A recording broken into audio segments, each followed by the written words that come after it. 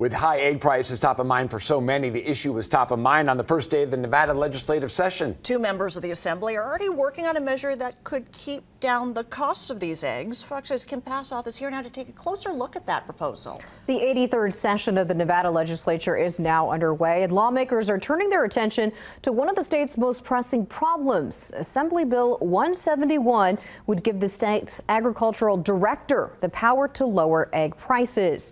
AB 171 would allow the AG direct, quote, order the temporary suspension of certain prohibitions relating to the sale, offer, or exposing for sale or transport for sale of eggs produced by egg-laying hens in certain enclosures under certain circumstances. So what does that mean? Here is one of the bill's sponsors.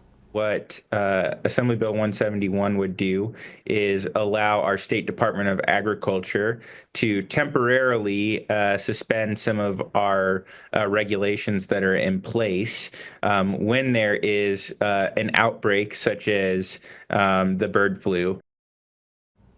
And right now, Nevada law only allows retailers to sell cage-free eggs, meaning the birds cannot be kept in confined laying conditions. Cage-free eggs typically cost more than conventional eggs, so we are already paying more than other states.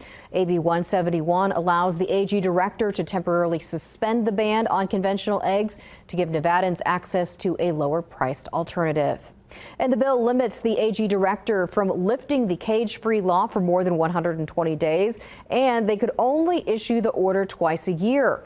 Assemblyman Watts is co-sponsoring the measure with Speaker Steve Yeager. Watts also sponsored the state law requiring eggs be cage-free. And stay with Fox 5 as the legislative session moves forward. We'll bring you updates on how exactly lawmakers' moves will impact you right here in the Valley.